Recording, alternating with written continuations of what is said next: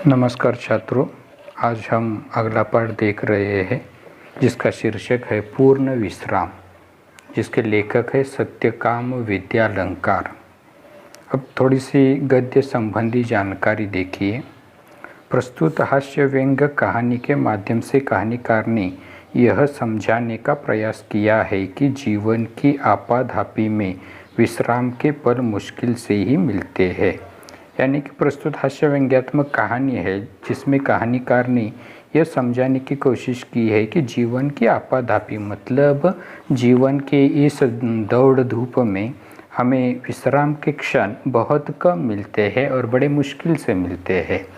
जब कभी ऐसे अवसर मिलते भी हैं तो घरेलू उलझनों के कारण हम उन पलों का आनंद नहीं उठा पाते। यानी कि अगर इस आपाधापी में से अगर कुछ अवसर हमें मिल भी गया तो भी हमारी घर की समस्याओं की वजह से, उलझनों की वजह से उसका आनंद हम उठा नहीं पाते हैं। अब पाठ की ओर चलते हैं। देखिए, डॉक्टर ने बाह पर काला कपड़ा लपेटा और रबड़ की थैली से हवा फूंक कर नाड़ी की गति देखी, फिर बोला, कुछ सीरियस नहीं है, दफ्तर से छुट्टी लेकर बाहर हो आइए। विश्राम आपको पूर्ण निरोग कर देगा, लेकिन विश्राम भी पूर्ण होना चाहिए। तो पत्नी बड़ी प्रसन्न हुई। यानी कि देखिए, लेखक बीमार है, इसलिए लेखक ने डॉक्टर की ओर जाकर थोड़ा सा यानी कि अपने बीपी वगैरह चेक किया है। तो डॉक्टर ने थोड़ी सी नाड़ी की गति देखकर उन्होंने कहा कि कुछ सीरियस बात नहीं है, थोड़ा सा आराम करने की आपको आवश्यकता है, तो दफ्तर से थोड़ी सी छुट्टी लेकर कहीं पर आप घूम कर आइए। यानी कि पूर्ण विश्राम करने की आपको ज़रूरत है। यानी कि आप पूर्ण निरोग कर देगा यह विश्राम आपको। निरोग मतलब रोग रहित, किसी प्रकार की बीमारी आपको है ही नहीं है। तो यह बात सुनकर लेखक की पत्नी भी बड़ी प्रसन्न हुई। घर जाकर श्रीमती जी से कह दिया, जूहू की तैयारी कर लो, हम 2 दिन पूर्ण विश्राम करेंगे। लेखक ने घर जाकर पत्नी से कहा कि चलो हम 2 दिन के लिए जूहू पर घूमने चले जाएंगे और वहाँ पर हम पूर्ण विश्राम करेंगे, यानी कि आराम ले लेंगे। एक दिन बाद पूर्णिमा भी थी। चांदनी रात का मज़ा जूहू पर ही है। एक दिन पहले आधी रात से ही उन्होंने तैयारी शुरू कर दी। 2 बजे का अलार्म बेल लग गया। स्वयं वह 2 से पहले ही उठ बैठी और कुछ नोट करने लगी। श्रीमती जी ने इन सब कामों की सूची बनाकर मेरे हाथ में दी। यानी कि एक दिन बाद पूर्णिमा की रात है और मानो उस जूहू पर चांदनी रात का मज़ा कुछ और ही दिखाई देगा। इसलिए पत्नी ने यानी कि रात के 2 बजे का ही अलार्म लगा दिया और वह उठकर कुछ नोट करने लगी। नोट मतलब कुछ लिखना शुरू कर दिया, कुछ जानकारियाँ वो लिख रही है। तो अगले दिन श्रीमती जी ने मतलब लेखक की पत्नी ने सब कामों की सूची लेखक के हाथ में रख दी। गैरेज में पहुंचकर श्रीमती जी ने मोटर में हवा भरने की पिचकारी, ट्यूब वाल, रबड़ सॉल्यूशन, 1 गैलन इंजन ऑयल आदि चीज़ें और भी लिखी थी। यानी कि उस सूची में पत्नी ने ढेर सारी बातें लिखी थी, जिसमें मोटर में हवा भरने की पिचकारी है, ट्यूब वाल है, रबड़ सॉल्यूशन है, 1 गैलन इंजन ऑयल भी है। यानी कि ये ढेर सारी चीज़ें वहाँ पर लिखी थी। दिन भर दौड़ धूप करके पाय धुनी से मिस्त्री लाया। सुबह से शाम हो गई, मगर शाम तक 4 में से 2 खिड़कियों की चटखनियाँ भी नहीं कसी गई। मोटर के लिए ज़रूरी सामान लाते लाते रात तक दिल की धड़कन दुगनी हो गई थी। यानी कि पायधुनी मतलब मुंबई का एक इलाका है, उस प्रदेश इलाके का वह नाम है, एक जगह है मुंबई की। वहाँ से एक मिस्त्री वे लेकर आए और उन्होंने थोड़ी सी मरम्मत करना शुरू कर दिया। यानी कि दिन तो गुजर गया, मोटर का ज़रूरी सामान लाते लाते सारा दिन गुजर गया। मानो उसकी वजह से उनकी रातों की दिल की धड़कन ही बढ़ गई, मानो वह दुगनी हो गई। रात को सोने लगे तो श्रीमती जी ने आश्वासन देते हुए कहा, कल जूहू पर दिन भर विश्राम लेंगे तो थकावट दूर हो जाएगी। यानी कि रात को सोते वक्त श्रीमती जी ने कहा कि ठीक है कोई बात नहीं, कल जुहू पर हम दिन भर आराम करेंगे, विश्राम करेंगे तो कोई समस्या निर्माण नहीं होगी, यह सारी थकावट दूर हो जाएगी। श्रीमती जी ने अपने कर कमलों से घड़ी की घुंडी घुमाकर अलार्म लगा दिया और खुद बाहर जाकर मोटर का पूरा मुआयना करके यह तसल्ली कर ली कि सूची में लिखा सब सामान आ गया या नहीं। सुबह 5 बजते ही अलार्म ने शोर मचाया। यानी कि श्रीमती जी ने अपने कर कमलों द्वारा मतलब अपने हाथों से ही घड़ी की घुंडी घुमाकर, घुंडी मतलब पुराने ज़माने में इस प्रकार की घड़ियाँ थी जिसे यानी कि चाबी देनी पड़ती थी रात में, तो वो दूसरे दिन चला करती थी, तो उसे घड़ी की घुंडी घुमाना कहते हैं। तो सुबह का अलार्म उसने लगा दिया और बाहर जाकर मुआयना करके आई, मतलब तसल्ली करके आई, मुआयना मतलब निरीक्षण करके आई कि सब कुछ ठीक ठाक है कि नहीं, सामान सब कुछ ठीक ठाक है कि नहीं। और सुबह के 5 बजते ही अलार्म ने शोर मचाया, मतलब 5 बजने का अलार्म लगाया था और वह बजना शुरू हो गया। 5 बजे वह बजा। रोशनी होते न होते जूही की तैयारी चरम सीमा पर पहुंच गई। स्टोव को भी आज ही धोखा देना था। वह हर मिनट बुझने लगा। आधा घंटा उसमें तेल भरने धोखनी करने में चला गया। यानी कि जो स्टोव वे अपने साथ ले जा रहे थे मानो उसने धोखा दे दिया, मतलब वो उसकी भी मरम्मत करने का समय आ गया और वह हर मिनट में बुझने लगा, इसलिए आधा घंटा तेल भरने में चला गया। और धोखनी करने में, धोखनी मतलब हवा भरना, उस स्टोव में हवा भरना, इसमें कुछ समय चला गया। आखिर चाय का प्रोग्राम स्थगित कर दिया गया और हम दत्तचित्त हो तैयारी में जुट गए। दत्तचित्त मतलब ध्यानपूर्वक, यानी कि यह चाय बनाने का प्रोग्राम तो उन्होंने स्थगित कर दिया, टाल दिया और अपनी तैयारियों में यानी कि वे लग गए। वाटरलू जाने से पहले नेपोलियन ने भी ऐसी तैयारी न की होगी। वाटरलू मतलब हम जानते हैं नेपोलियन ने किस प्रकार समुद्री सफ़र किया था, मानो उसने भी इस समुद्र सफ़र पर इतनी तैयारियां नहीं की होगी जितनी लेखक खुद यहाँ पर ये तैयारियां कर रहे हैं। ऐसी महत योजनाओं के संपन्न करने में हम पति पत्नी परस्पर सहयोग भावना से काम करने पर विश्वास रखते हैं। सहयोग भावना, अब सहयोग भावना मतलब एक दूसरे को सहायता देना, एक दूसरे को मदद करना जिसे हम कहते हैं। तो ऐसे वक्त पति पत्नी एक दूसरे को सहायता दे रहे हैं, सहयोग एक दूसरे को दे रहे हैं। हमारे जीवन का मूल मंत्र है सहयोग। मन वचन कर्म इन तीनों से होता है। यानी कि मानव सहयोग यह एक जीवन का उन्होंने मंत्र ही कहा है, मूल मंत्र उसे, जिससे मन वचन कर्म इन तीनों के माध्यम से वो निर्माण होता है। जीवन का यह मूल मंत्र मुझे भूला न था। श्रीमती जी मुझे मेरे कामों की याद दिलाने लगी और मैं उनके उपकार के बदले उनकी चिंताओं में हाथ बटाने लगा। आगे देखिए, श्रीमती जी बोली, अचार तो रख लूँगी पर तुम भी समाचार पत्र रखना न भूल जाना, मैंने अभी पढ़ा नहीं है। मैं बोला, वह तो मैं रख लूँगा ही, लेकिन तुम वह गुलबंद न भूल जाना जो हम पिछले साल कश्मीर से लाए थे। जुहू पर बड़ी सर्द हवा चलती है। यानी कि पति पत्नी एक दूसरे को यानी कि ढेर सारी साहित्य सामग्री के प्रति वे चर्चा कर रहे हैं। यानी कि ये जुहू पर जाने की तैयारियां चल रही है। गुलबंद मतलब यानी कि सर्दियों में जिसका इस्तेमाल मफलर जिसे हम कहते हैं किया जाता है। गुलबंद तो रख लूँगी लेकिन तुम कहीं बेदिंग सूट रखना न भूल जाना, नहीं तो नहाना धरा रह जाएगा। बेदिंग सूट मतलब समुद्र में नहाते समय पहनने के जो कपड़े होते हैं उसे बेदिंग सूट कहते हैं। यानी कि वो भी ज़रूरी है, आवश्यक है। और तुम कहीं रबर कैप भूल गई तो गजब हो जाएगा। वह तो रख लूँगी लेकिन तुम नोट पेपर लिफाफे भी रख लेना, और देखो राइटिंग पैड भी न भूल जाना।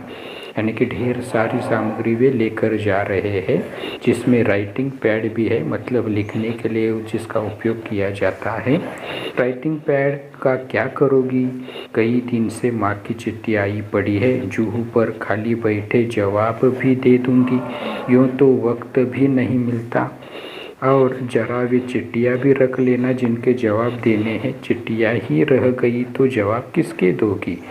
यानी कि लेखक की पत्नी कह रही है कि राइटिंग पैड के माध्यम से वो वहाँ पर बैठे बैठे अपनी माँ की चिट्ठियों का जवाब वो दे देगी।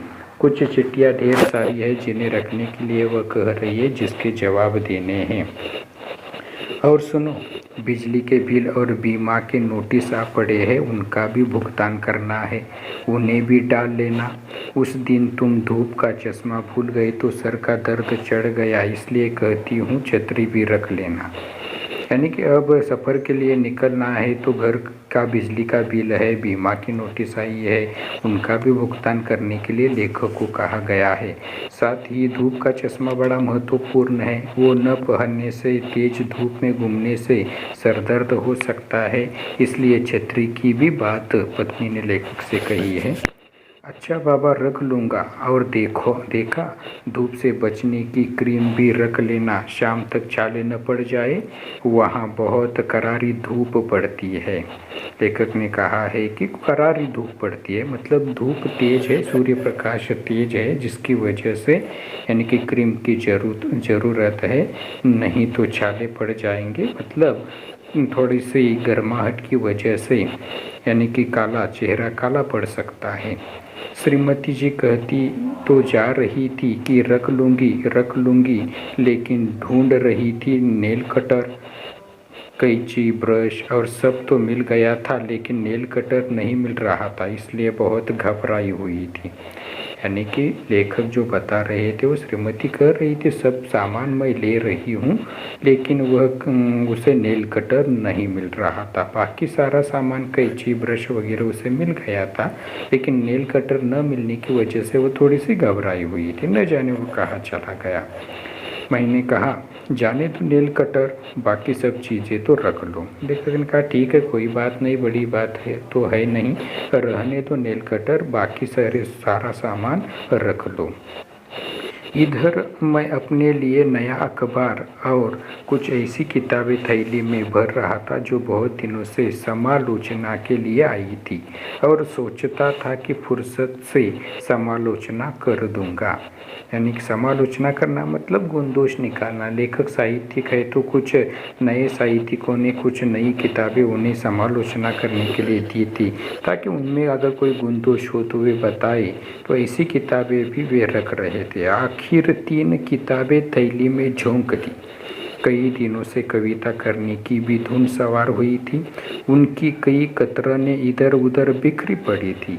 यानी कि लेखक को कुछ दिन पहले से थोड़ी सी कविताएं निर्माण करने की धुन सवार हो गई थी, मतलब कविताएं वे लिख रहे थे, इसलिए ढेर सारी कतरनें मतलब कागज़ के टुकड़े इधर उधर बिखरे हुए दिखाई दे रहे थे।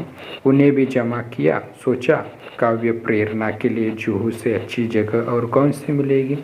लेखक ने सोचा कि काव्य प्रेरणा मतलब काव्य सूझने के लिए जूहू से अच्छी जगह नहीं हो सकती, इसलिए उसे समेटकर उन्होंने ले लिया।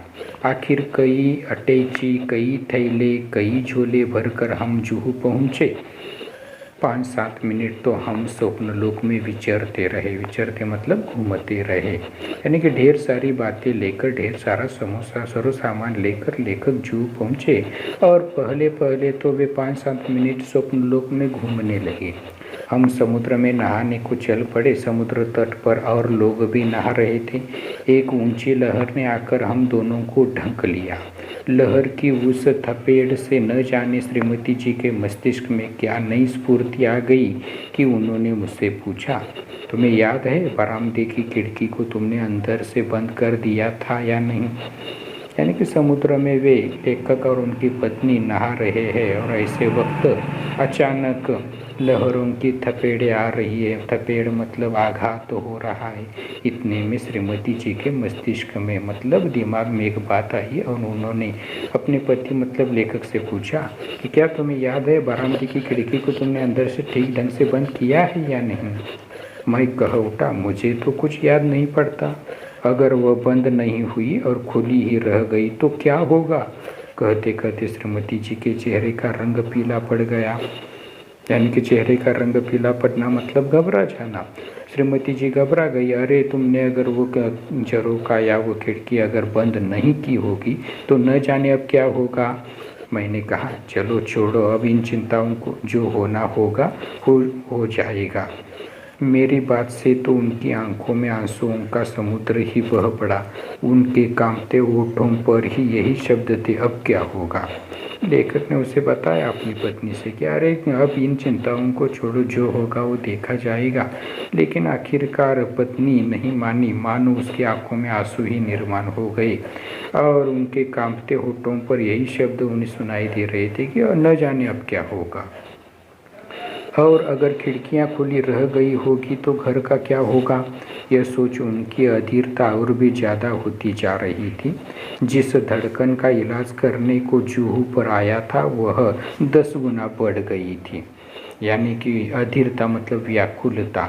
अब पत्नी सोच में पड़ गई, न जाने घर का क्या होगा, खिड़कियां खुली ही छोड़कर आए हैं।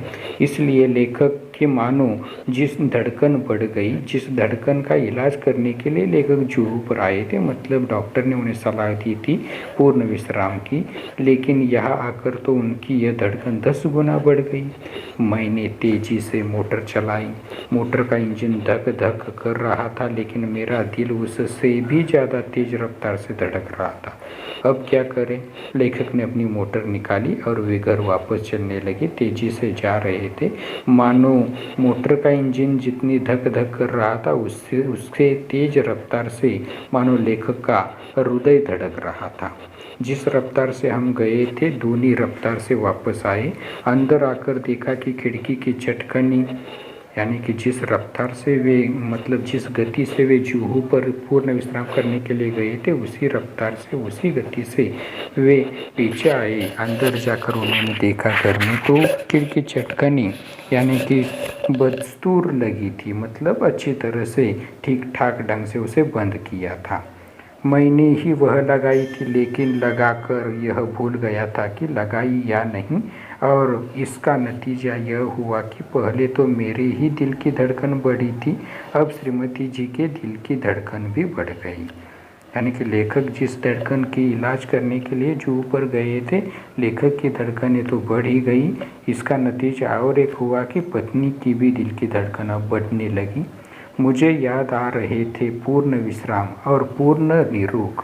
साथ ही यह विश्वास भी पक्का हो गया था कि जिस शब्द के साथ पूर्ण लग जाता है वह पूर्ण भयावह हो जाता है।